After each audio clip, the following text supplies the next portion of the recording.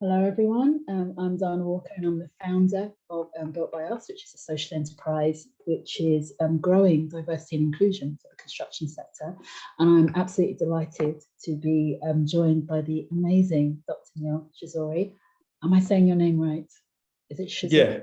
Is that okay? Good. That's fine. Excellent. Who is also the Chief Executive and Head of School for the London School of Architecture. Hi, Neal. Hello. Awesome. I just want to tell you a little bit about Neal. I have his bio pulled up in front of me. He joined the school after having many different positions at the RIBA, at the University of Westminster, Liverpool and Oxford. He's very passionate about diversifying architectural education, heritage and practice, and is an architectural historian by training. Hopefully we'll hear a little bit more about that. His research and writing is primarily focused on architectural culture in Britain and the Empire in the first half of the 20th century. And excitingly, you also have a book out, which is referring to lots of this as well. What's the name of the book?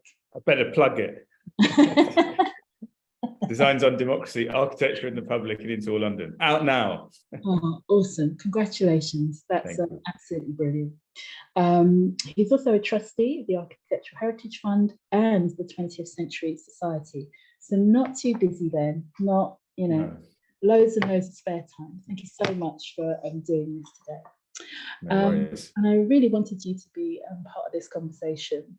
One of the things that we're thinking about quite a lot Built by Us is not only this issue of diversifying, which people think about as numbers and proportions and representation.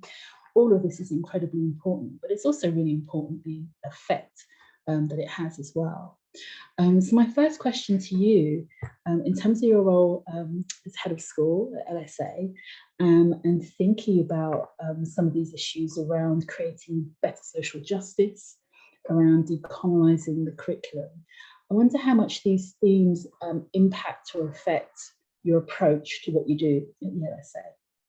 Well, I think hugely. I mean, the school, the founding vision of the school that my predecessor, Will Hunter, set out was that people should live more fulfilled and more sustainable lives in cities. Mm-hmm. And I suppose the programme and the people that we attract to the programme have always been oriented towards the furthering of that mission. So it's there in our DNA and in the projects that the students produce and in the way that we teach them.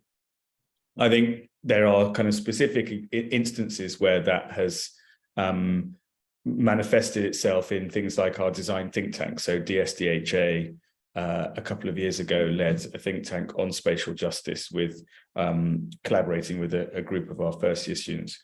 We appointed last year an inaugural Stephen Lawrence Day Foundation Fellow in the form of Thomas Aquilina. He has been leading conversations about curriculum reform, inclusive curriculum and decoloniality over that fellowship, which is going to culminate in a decolonial charter that will I think, commit the school to exploring elements of decolonial praxis, not just in curriculum terms, but also in how we kind of think of ourselves and our mission as an institution. Incredible. So exciting, the things that you're doing. And you mentioned there the students themselves. I was lucky enough to attend and be part of the summer school sort of exhibition opening, which was a tremendous event. Thank you for inviting me. Despite it being very hot, I saw some absolutely brilliant, really exciting work from the students, and they seem pretty excited themselves. And I wonder about that relationship between, I suppose, the school and the students, and the extent to which they influence, they change, they challenge the curriculum. Do they have a lot of kind of influence over the curriculum? Yeah, they do. And I think the way that the school was set up was to be democratic. We are all part of a kind of amazing network of collaborators. Students devise their own community of practice. We treat the city as our campus. So there are all these kind of, I suppose, sort of moments of interaction and genuine exchange and collaboration with our students. I think that because we don't have a unit system, we really encourage students and their thesis projects to take the shape that they want. We're all about enabling the students, their creativity, their vision. For architecture, we ask them big questions, again, that Will was kind of careful to set out right from the start, about what kind of change students want to see in the world, where design sits within that change, how their architecture can help kind of affect that change. So yeah, I think they mold the program in many ways, and I hope will continue to do so as we begin to diversify from not just our part 2, but towards what we're calling our part 0 and our part 4. And we're really keen that students and our alumni are kind of actively involved in shaping that. I think that the thesis projects, the range of the thesis projects, create a kind of feedback loop. So the questions and issues that they're interested in shape elements of the program the next year, which influences what the successive cohorts do. So there's a nice kind of virtuous circle, I suppose. No, it's tremendously exciting. I mean, one of the things I'm often thinking about in terms of stuff we do at BBU, and particularly around our sort of mentoring program, is, I suppose, a kind of ripple effect, if you like, in the ways that, you know, people are able to take either the ethos or what they've learned from the program, feed that back in, and it sounds very much like what you're doing at the LSA, that there's this kind of learning loop, which is sounds awesome. Absolutely. And my next question for you is about EDI, equity, diversity, and inclusion, and how it impacts the work or the approach and ethos. It sounds like it's something that's very much in the DNA. And perhaps because of the ethos of the school, it attracts a diversity of approach. Can you talk a little bit more about that? Yes, I mean, I think we are fundamentally about equity and about diversity in particular, and are, I hope, an ever more inclusive context. I know that there are, I think, some very valid kind of challenges to the idea of inclusion. But certainly equity and diversity, I think, is really fundamental. We were set up in advance of the wider rollout of the apprenticeship model with an earn while you learn program. So that is a real kind of leveler. I think that we are absolutely kind of driven by our access and participation requirements, which all higher education providers registered with the Office of Students have to have. But I think, again, for us, it's not, and at our scale, it allows us to think really imaginatively and inventively about that. So that's kind of where the thinking behind our part 0 is coming from. And I should probably explain that what part 0 is and will become is a whole series of sub-degree interventions aimed explicitly at equity and diversity, not just in architecture, but across the built environment. And so we are actively devising programs at the moment for that. So we will launch a Saturday Club as part of the National Saturday Club program in January, which will be, again, not just about architecture, but about built environment practice across the piece. We are devising an EPQ program for A-level students, so an extended project qualification, 120 hours self-directed study that, again, will, I think, open up the people, not just young people in that case, because I think that can include potential career changes at any stage in their lives. And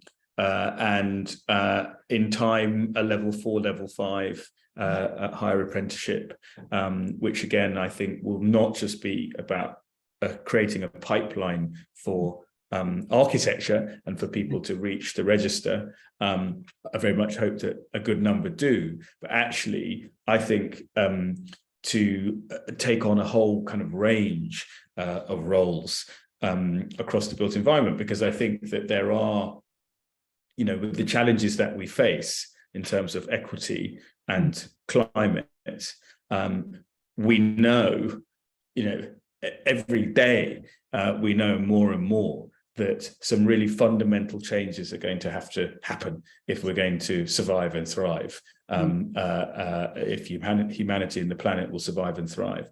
That's going to change the nature of our economy. That's going to change the industries that operate within it, and is going to create new opportunities, new forms of practice. And actually where we want to invest our energy, I think, in terms of equity and diversity, is ensuring that those new forms of practice are fit for purpose right from the start.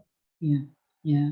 No, I absolutely agree with that. I think when we're thinking about architects, built environment practitioners as leaders, experts, maybe with a small e, within this space, the thing that we have got to kind of confront is that so much of what we're still doing is based on kind of 20th century approach, which is not necessarily that we throw everything away, but we certainly need to think incredibly critically about how that 20th century approach got us to the stage where we're at climate crisis, and acknowledge the fact that thinking the same way isn't necessarily going to get us out of it either. So I think, it's all up for discussion. Couldn't agree more.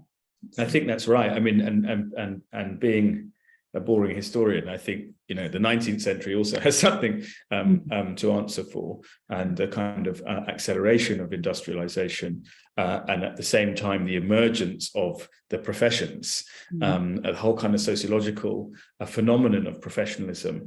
All these things need to be, as you say, looked at kind of critically. And I think that there are, one of the reasons that diversity and equity at this moment is so valuable is because of how it relates to the possibilities of decolonial praxis and decolonial thinking. There are all kinds of ideas about how to live in the world, how to create built environments, how to negotiate with the natural environment and with ecology, that were repressed or suppressed or indeed lost through violence, that might need to be looked at again, might need to be revived, brought into a kind of re-existence. And so encouraging, liberating people and their diverse heritages and their diverse cultures on an equitable basis is absolutely, imminent, is urgent in relation to the big challenges that we face. It's not just a nice to have.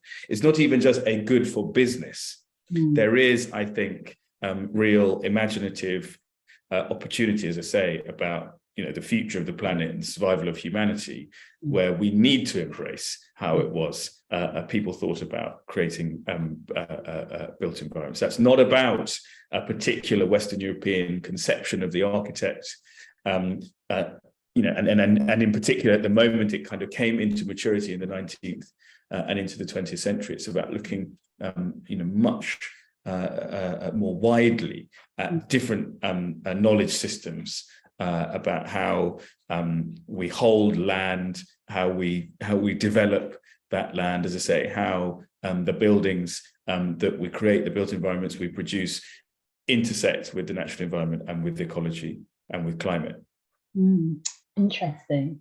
So picking up on some of the things that you've just said, I mean, I'm going to maybe break one question into two. So would you say that this needs revolution or evolution?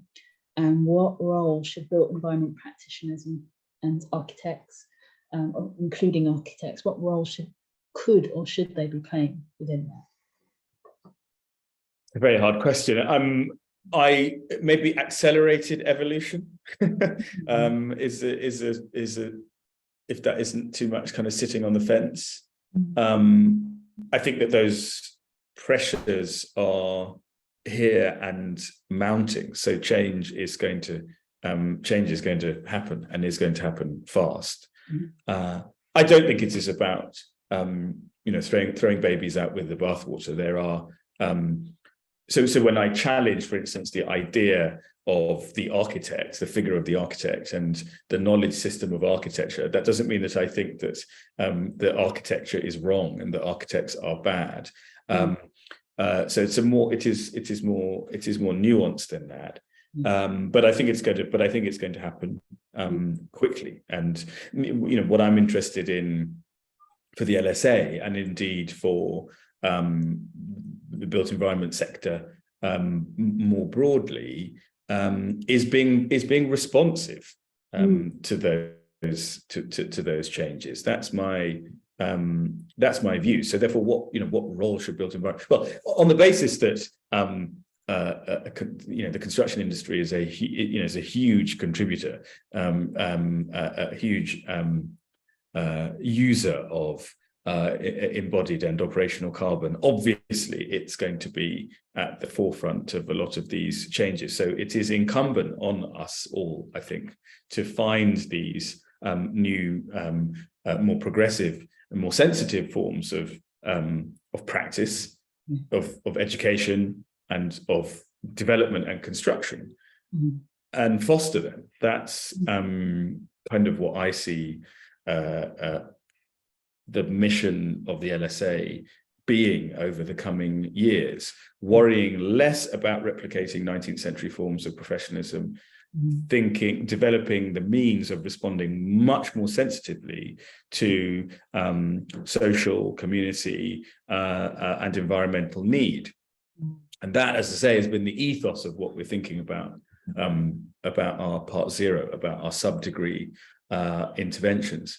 The changes that the Architects Registration Board are proposing to make to architectural education, the biggest changes probably since the Oxford Conference in 1958, open up the possibilities, I think, for much kind of greater diversity in the sector. Where I think they and the sector could go further is by establishing a common educational framework across the built environment that is open and accessible to all, to young people, but also people who may want to develop new skills or change their career. And we should have, say, kind of rich and focused learning experiences to cater for that need.